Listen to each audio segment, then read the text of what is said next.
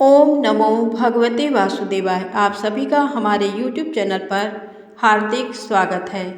पौष मास महात्म कथा अध्याय 13। आज की कथा है नाना प्रकार के व्रत, स्नान और तर्पण की विधि तथा अन्न आदि पर्वतों के दान की प्रशंसा में राजा धर्ममूर्ति की कथा। पुलस्त जी कहते हैं, राजन, ज्येष्ठ पुष्कर में 2, मध्यम पुष्कर में भूमि और कनिष्ठ पुष्कर में सुवर्ण देना चाहिए। यही वहाँ के लिए दक्षिणा है।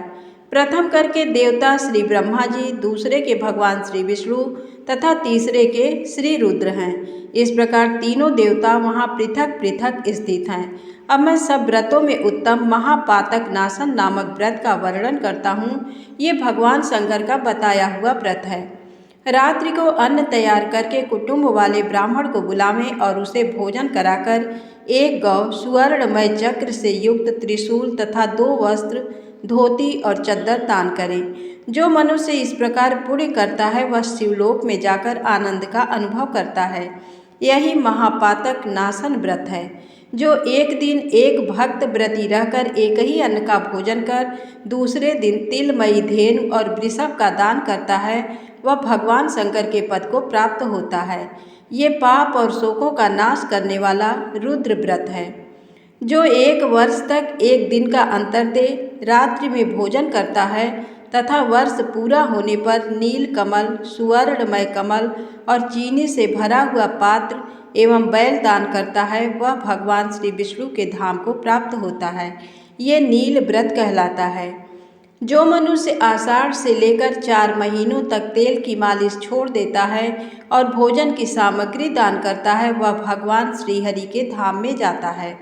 ये मनुष्यों को प्रसन्न करने वाला होने के कारण प्रीति व्रत कहलाता है। जो चैत्र के महीने में दही, दूध, घी और गुड़ का त्याग करता और गौरी की प्रसन्नता के उद्देश्य से ब्राह्मण दंपति का पूजन करके उन्हें महीन वस्त्र और रस से भरे पात्र दान करता है उस पर गौरी देवी प्रसन्न होती हैं। ये गौरी व्रत भवानी का लोक प्रदान करने वाला है।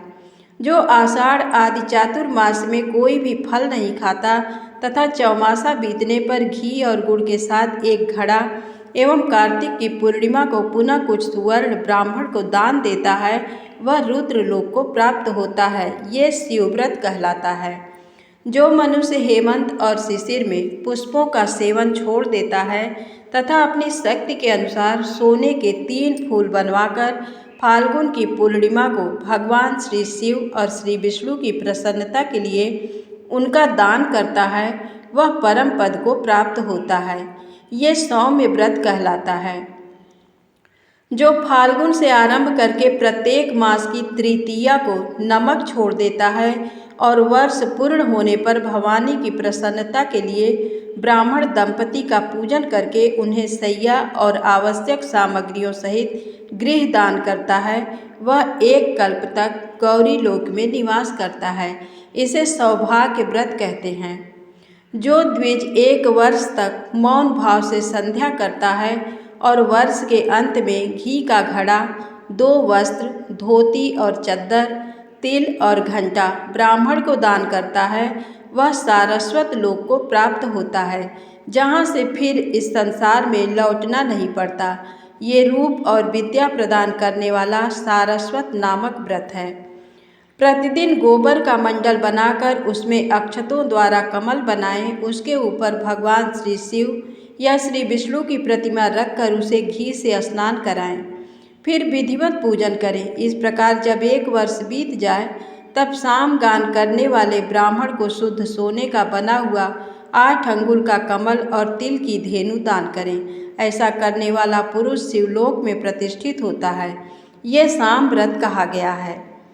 नवमी तिथि को एक भुक्त रहकर एक ही अन्न का भोजन करके कुमारी कन्याओं को भक्तिपूर्वक भोजन कराएं तथा गौ, सुवर्ण, सिला हुआ अंगा, धोती तथा सोने का सिंहासन ब्राह्मण को दान करें। इससे वह शिवलोक को जाता है। अरबों जन्म तक स्वरूपवान होता है। शत्रु उसे कभी परास्त नहीं कर पाते। ये मनुष्यों को सुख देने वाला वीर व्रत नामक व्रत है। चैत्र से आरंभ कर 4 महीनों तक प्रतिदिन लोगों को बिना मांगे जल पिलाएं और इस व्रत की समाप्ति होने पर अन्न वस्त्र सहित जल से भरा हुआ माट, तिल से पूर्ण पात्र तथा सुवर्ण दान करें। ऐसा करने वाला पुरुष ब्रह्मलोक में सम्मानित होता है। ये उत्तम आनंद व्रत है। जो पुरुष मांस का बिल्कुल परित्याग करके व्रत का आचरण करे और उसकी पूर्ति के निमित्त गौ तथा सोने का मृग दान करें, वह अश्वमेध यज्ञ का फल प्राप्त करता है। इसका नाम अहिंसा व्रत है। एक कल्प तक इसका फल भोग कर अंत में मनुष्य राजा होता है।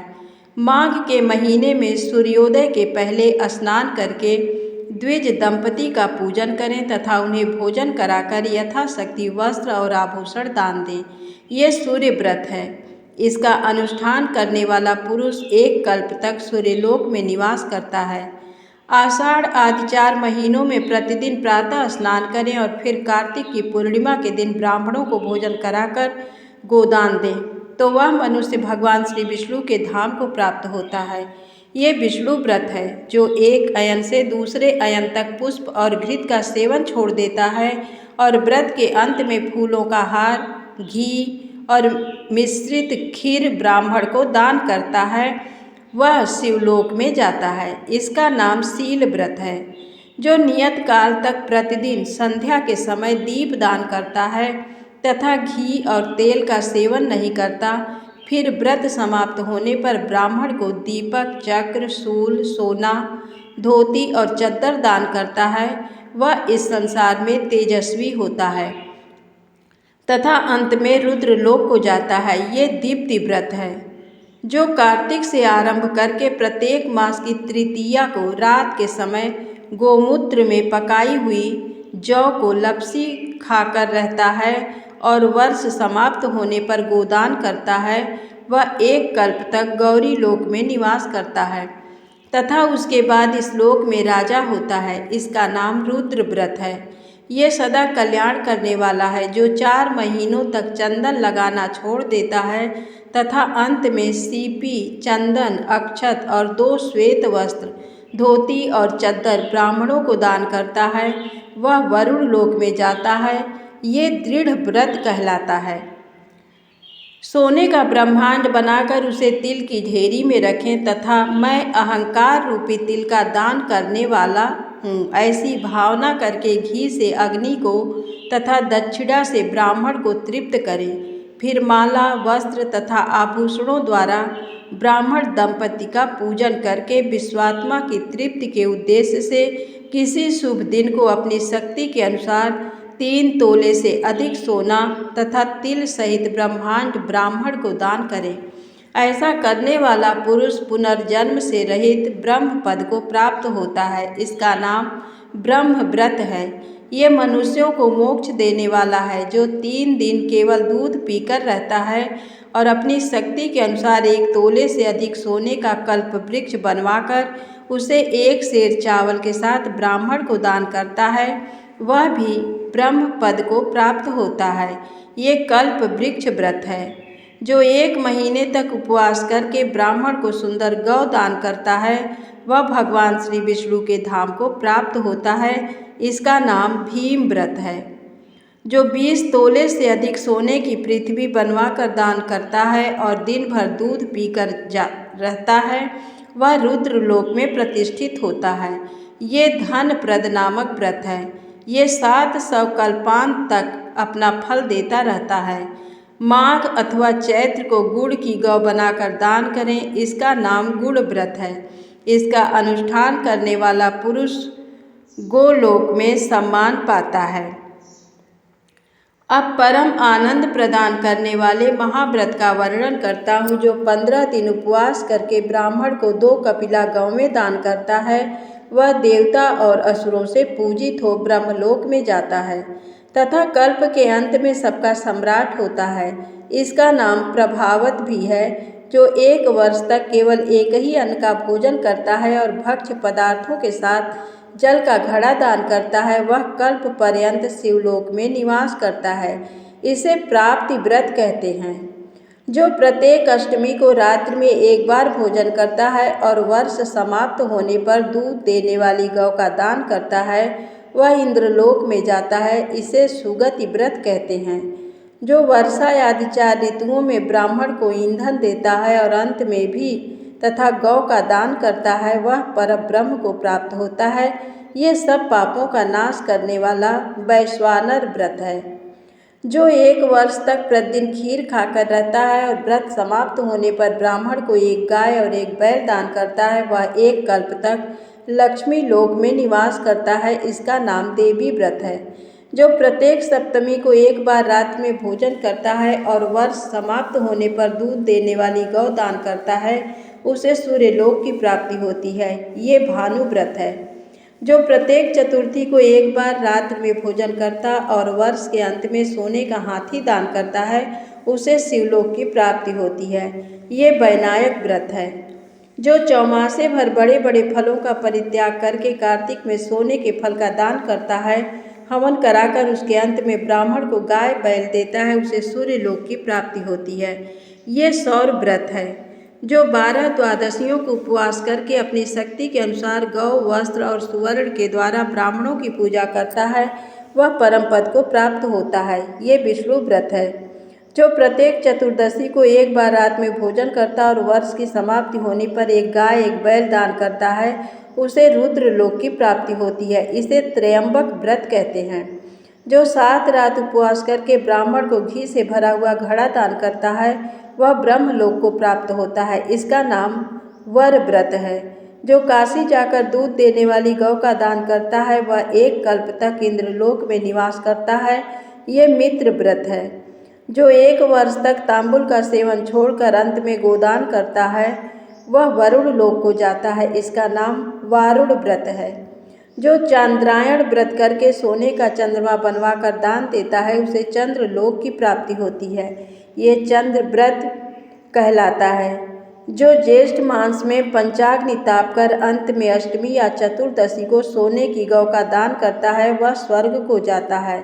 ये रुद्र व्रत कहलाता है। जो प्रत्येक तृतीया को शिव मंदिर में जाकर 1 बार हाथ जोड़ता है और वर्ष पूर्ण होने पर दूध देने वाली गौ का दान करता है, उसे देवी लोक की प्राप्ति होती है। इसका नाम भवानी व्रत है।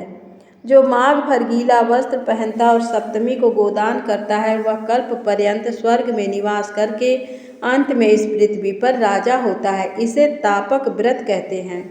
जो 3 रात उपवास करके फाल्गुन की पूर्णिमा को घर का दान करता है, उसे आदित्य लोक की प्राप्ति होती है। ये धाम व्रत है।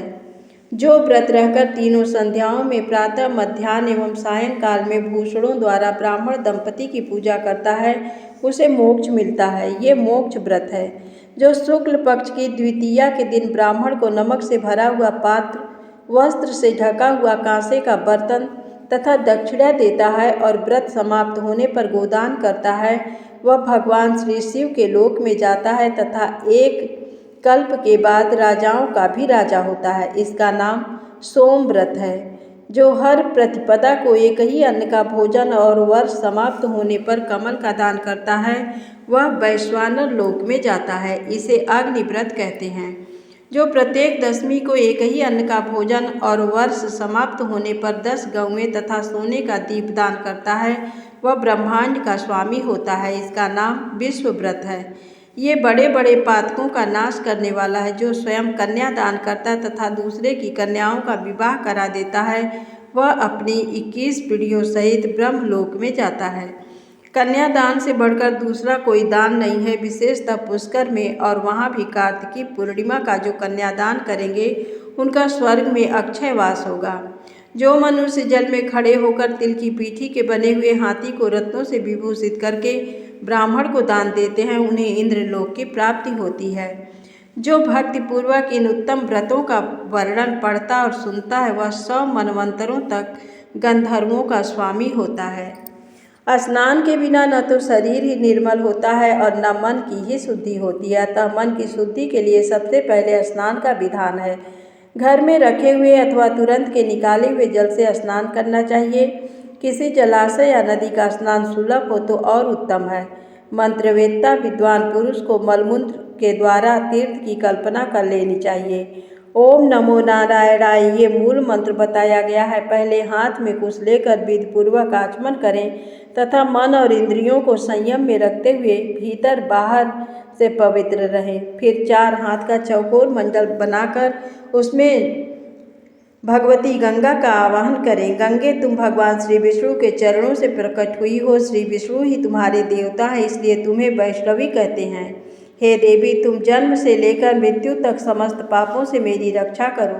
स्वर्ग, पृथ्वी और अंतरिक्ष में कुल 3.5 करोड़ तीर्थ हैं, ये वायु देवता का कथन है। माता जाह्नवी, वे सभी तीर्थ तुम्हारे भीतर मौजूद हैं। देवलोक में तुम्हारा नाम नंदिनी और नलिनी है। इनके सिवा दक्षा, पृथ्वी, सुभगा, विश्वकाया, शिवा, अमृता, विद्याधरी, महादेवी, लोक प्रसादिनी, जाह्नवी, शांता और शांति प्रदायिनी आदि तुम्हारे अनेकों नाम हैं। जहाँ स्नान के समय इन पवित्र नामों का कीर्तन होता है, वहाँ त्रिपथगामिनी भगवती गंगा उपस्थित हो जाती हैं। क्षेमा, 7 बार इस नाम का जाप करके संपुट के आकार में दोनों हाथों को जोड़कर उनमें जल लें। 3, 4, 5 या 7 बार मस्तक पर डालें। फिर विधि पूर्वक मृत्तिका को अभिमंत्रित करके अपने अंग में लगाएं। इस प्रकार मृत्तिका लगाकर पुनः स्नान करें। उसके बाद विधिवत आचमन करके उठें और शुद्ध सफ़ेद धोती एवं चद्दर धारण कर सबसे पहले ब्रह्मा, विष्णु, रुद्र और प्रजापति का तर्पण करें। तत्पश्चात देवता, यक्ष, नाग, गंधर्व, श्रेष्ठ अप्सराएं, क्रूर सर्प, गरुड़ पक्षी, वृक्ष, जंभक आदि असुर, विद्याधर, मेघ, आकाशचारी जीव, निराधार जीव, पापी जीव तथा धर्मपरायण जीवों को तृप्त करने के लिए मैं जल देता हूँ, ये कहकर उन सबको जलांजलि दें। देवताओं का तर्पण करते समय यज्ञोपवीत को बाएं कंधे पर डाले रहें। तत्पश्चात उसे गले में माला की भांति कर लें और मनुष्यों, ऋषियों तथा ऋषि पुत्रों का भक्तिपूर्वक तर्पण करें। सनक, सनंदन, सनातन, कपिल, आसुरी और पंचशिखा सभी मेरे दिए जल से सदा तृप्त हों, ऐसी भावना करके जल दें। इसी प्रकार मरीच, अत्रि, अंगिरा, पुलस्त्य, पुलह, क्रतु, प्रचेता, वशिष्ठ, भृगु, नारद तथा संपूर्ण देवर्षियों एवं ब्रह्मर्षियों का अक्षत सहित जल के द्वारा तर्पण करें। इसके बाद यज्ञोपवीत को दाएं कंधे पर करके बाएं घुटने को पृथ्वी पर टेक कर बैठें। फिर अग्निस्वाद, सौम्य, हविष्मान, सुकाली, बर्हिपद तथा आज्यप नाम के पितरों का तिल और चंदन युक्त जल से भक्तिपूर्वक तर्पण करें। इसी प्रकार पितामह आदि और मातामह आदि का नाम, गोत्र का उच्चारण करते हुए तर्पण करें। इस क्रम से विधि और भक्ति के साथ सबका तर्पण करके जो लोग मेरे बांधव न हों, जो मेरे बांधव हों तथा जो दूसरे किसी जन्म में मेरे बांधव रहे हों, वे सब मेरे दिए हुए जल से तृप्त हों। उनके सिवा और भी जो कोई प्राणी मुझसे जल की अभिलाषा रखते हों, वे भी तृप्ति लाभ करें, ऐसा कहकर उनके उद्देश्य से जल गिराएं। तत्पश्चात विधिपूर्वक आचमन करके अपने आगे पुष्प और अक्षतों से कमल की आकृति बनाएं। फिर यत्नपूर्वक सूर्यदेव के नामों का उच्चारण करते हुए अक्षत, पुष्प और रक्त चंदन मिश्रित जल से अर्घ्य दें। भगवान सूर्य, आप विश्वरूप और ब्रह्म स्वरूप हैं। इन दोनों रूपों में आपको नमस्कार है। आप सहस्त्रों किरणों से सुशोभित और सबके तेज रूप हैं, आपको सदा नमस्कार है। भक्तवत्सल, रुद्र रूपधारी आप परमेश्वर को बारंबार नमस्कार है। कुंडल और अंगद आदि आभूषणों से विभूषित पद्मनाभ आपको नमस्कार है। भगवान, आप संपूर्ण लोकों के सोए हुए जीवों को जगाते हैं, आपको मेरा प्रणाम है। आप सदा सबके पाप पुण्य को देखा करते हैं। सत्यदेव, आपको नमस्कार है। भास्कर, मुझ पर प्रसन्न होइए। दिवाकर, आपको नमस्कार है। प्रभाकर, आपको नमस्कार है। इस प्रकार सूर्यदेव को नमस्कार करके 3 बार उनकी प्रदक्षिणा करें। फिर गौ और सुवर्ण का स्पर्श करके अपने घर में जाएं और वहां भगवान की पावन प्रतिमा का पूजन करें। तदनंतर भगवान को भोग लगाकर पहले ब्राह्मणों को भोजन करा, पीछे स्वयं भोजन करें। इस विधि से नित्य कर्म करके समस्त ऋषियों ने सिद्धि प्राप्त की है। पुलस्त्य जी कहते हैं, राजन, पूर्व काल की बात है। बृहद नामक कल्प में धर्ममूर्ति नाम के एक राजा थे, जिनकी इंद्र के साथ मित्रता थी। उन्होंने सहस्त्रों दैत्यों का वध किया था। सूर्य और चंद्रमा भी उनके तेज के सामने प्रभाहीन जान पड़ते थे। उन्होंने सैकड़ों शत्रुओं को परास्त किया था। वे इच्छानुसार रूप धारण कर सकते थे। मनुष्यों से उनकी कभी पराजय नहीं हुई थी। उनकी पत्नी का नाम था भानुमति। वह त्रिभुवन में सबसे सुंदरी थी। उसने लक्ष्मी की भांति अपने रूप से देव सुंदरियों को भी मात कर दिया था। एक दिन राजसभा में बैठे हुए महाराज धर्ममूर्ति विस्मय विमुग्ध हो अपने पुरोहित मुनिश्रेष्ठ वशिष्ठ को प्रणाम करके पूछा, भगवान, किस धर्म के प्रभाव से मुझे सर्वोत्तम लक्ष्मी की प्राप्ति हुई है? मेरे शरीर में जो सदा उत्तम और विपुल तेज भरा रहता है, इसका क्या कारण है? वशिष्ठ जी ने कहा, राजन, प्राचीन काल में एक लीलावती नाम की वेश्या थी जो सदा भगवान शंकर के भजन में तत्पर रहती थी। एक बार उसने पुष्कर में चतुर्दशी को नमक का पहाड़ बनाकर सोने की बनी देव प्रतिमा के साथ विधिपूर्वक दान किया था। शुद्ध नाम का एक सुनार था जो लीलावती के घर में नौकर का काम करता था। उसी ने बड़ी श्रद्धा के साथ मुख्य देवताओं की सुवर्णमयी प्रतिमाएं बनाई थी, जो देखने में अत्यंत सुंदर तथा शोभा संपन्न थी। धर्म का काम समझकर उसने उन प्रतिमाओं के बनाने की मजदूरी नहीं ली थी। उस नमक के पर्वत पर जो सोने के वृक्ष लगाए गए थे, उन्हें उस सुनार की स्त्री ने तपाकर देदीप्यमान बना दिया था। सुनार की पत्नी भी लीलावती के घर परिचारिका का काम करती थी। उन्हीं दोनों ने ब्राह्मणों की सेवा से लेकर सारा कार्य संपन्न किया था। तदनंतर दीर्घकाल के पश्चात लीलावती वेश्या सब पापों से मुक्त होकर शिव जी के धाम को चली गई तथा वह सुनार जो दरिद्र होने पर भी अत्यंत सात्विक था और जिसने वेश्या से मजदूरी नहीं ली थी, आप ही हैं। उसी के पुण्य के प्रभाव से आप सातों द्वीपों के स्वामी तथा हजारों सूर्यों के समान तेजस्वी हुए हैं। सुनार की ही भांति उसकी पत्नी ने भी सोने के वृक्षों और देव मूर्तियों को कांतिमान बनाया था, इसलिए वही आपकी महारानी भानुमति हुई हैं। प्रतिमाओं को जगमग बनाने के कारण महारानी का रूप अत्यंत सुंदर हुआ है और उसी पुण्य के प्रभाव से आप मनुष्य लोक में अपराजित हुए हैं तथा आपको आरोग्य और सौभाग्य से युक्त राजलक्ष्मी प्राप्त हुई हैं। इसलिए आप भी विधिपूर्वक धान्य पर्वत आदि 10 प्रकार के पर्वत बनाकर उनका दान कीजिए। पुलस्त जी कहते हैं, राजा धर्ममूर्ति ने बहुत अच्छा कहकर वशिष्ठ जी के वचनों का आदर किया और अनाज आदि के पर्वत बनाकर उन सबका विधिपूर्वक दान किया। तत्पश्चात वे देवताओं से पूजित होकर महादेव जी के परम धाम को चले गए। जो मनुष्य इस प्रसंग का भक्तिपूर्वक श्रवण करता है, वह भी पाप रहित हो स्वर्ग लोक में जाता है। राजन, अन्न आदि पर्वतों के दान का पाठ मात्र करने से दुःस्वप्नों का नाश हो जाता है। फिर जो इस पुष्कर क्षेत्र में शांत चित्त होकर सब प्रकार के पर्वतों का स्वयं दान करता है, उसको मिलने वाले फल का क्या वर्णन हो सकता है। धन्यवाद।